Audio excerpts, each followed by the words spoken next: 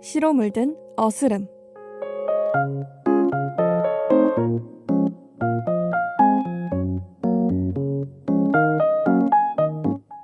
다들 잘 지내셨나요?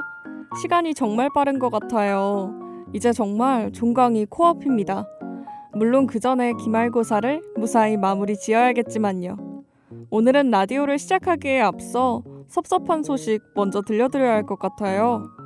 알고 계셨나요? 시로 물든 어스름이 오늘이 마지막이라는 거. 한 학기 동안 시로 물든 어스름으로 여러분과 소통했는데 아쉽네요.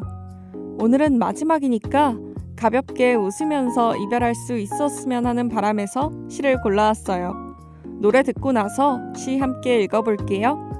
악동 뮤지션 다이너솔.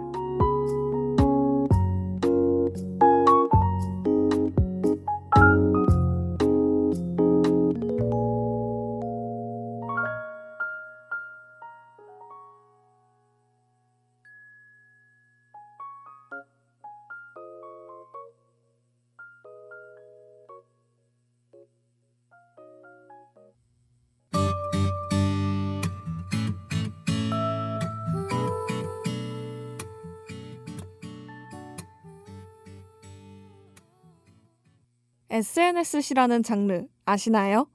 짧지만 임팩트는 강한 재치 있는 시들이 많습니다.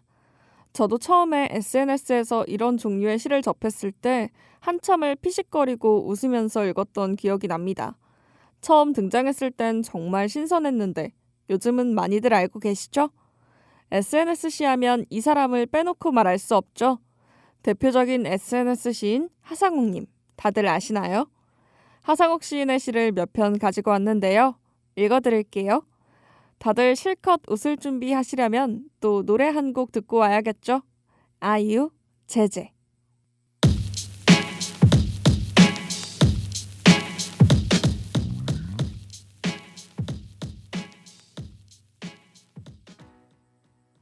태양은 피할 수 있지만 당신을 피할 순 없겠지. 시의 제목은 월요일이었습니다.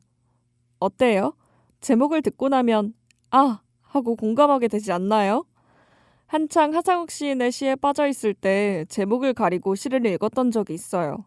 시 내용만 보고 제목은 무엇일지 유추해보는 거죠. 쉬울 것 같나요? 생각보다 어려워요. 시를 읽고 난 뒤 제목을 읽으면 쉽게 공감 가지만 시의 내용이 얼핏 들으면 제목이랑은 전혀 관련이 없어서 제목을 맞추는 것이 쉽지는 않습니다. 여러분도 해보실래요? 그럼 쉬운 것부터 먼저 해볼까요? 앞에서 읽은 시 기억나시죠? 잘 생각하면서 들어주세요. 다시 돌아간다면 행복할 수 있을까? 네, 그럼 잠시 생각할 시간을 드릴게요. 5, 4, 3, 2, 1, 땡! 어렵죠? 혹시 정답을 맞추신 분이 계실까요? 정답은 두구두구두구두구 토요일입니다. 사실 정답을 듣고 나면 정말 별거 아니라서 허무해지기도 하지만 그게 SNS 시만의 재미 아니겠어요? 어쨌든 시는 정말 공감이 가네요.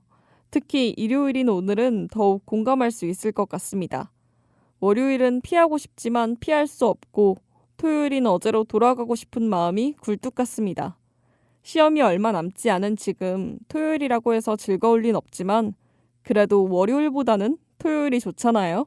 노래 듣고 와서 빨리 다른 시도 읽어봐요.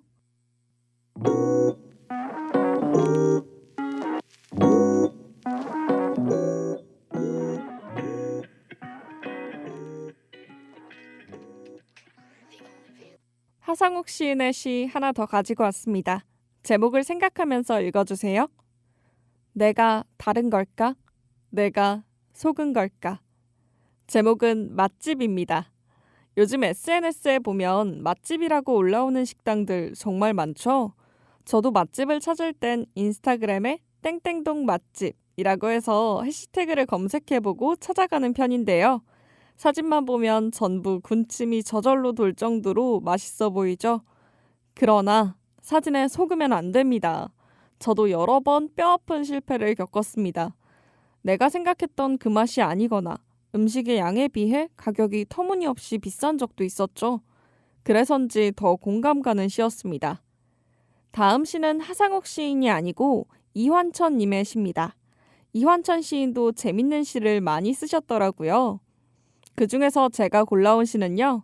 너무너무 공감되지만 공감하고 싶지 않은 그런 시입니다. 이번에도 시의 제목은 비밀입니다.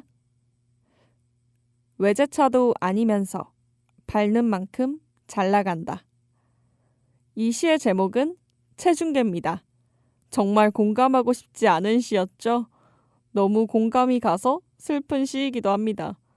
그럼 오늘의 마지막 곡 들으러 가볼까요? 장범준, 잠이 오질 않네요. 당신은 날 설레게 만들어 조용한 내 마음 자꾸만 춤추게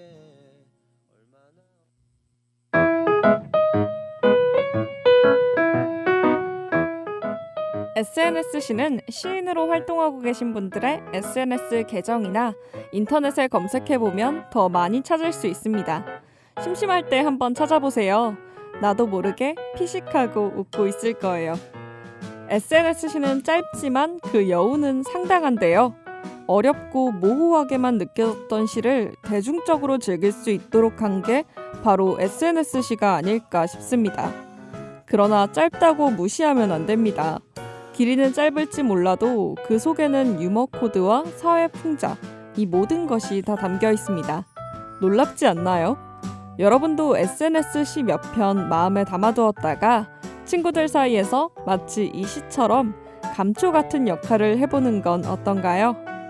저희 프로그램도 청취자분들께 그런 역할을 한 라디오로 기억되었으면 좋겠습니다. 마지막까지 시로 물든 어스름과 함께 해주셔서 고맙습니다. 저는 민다연이었습니다.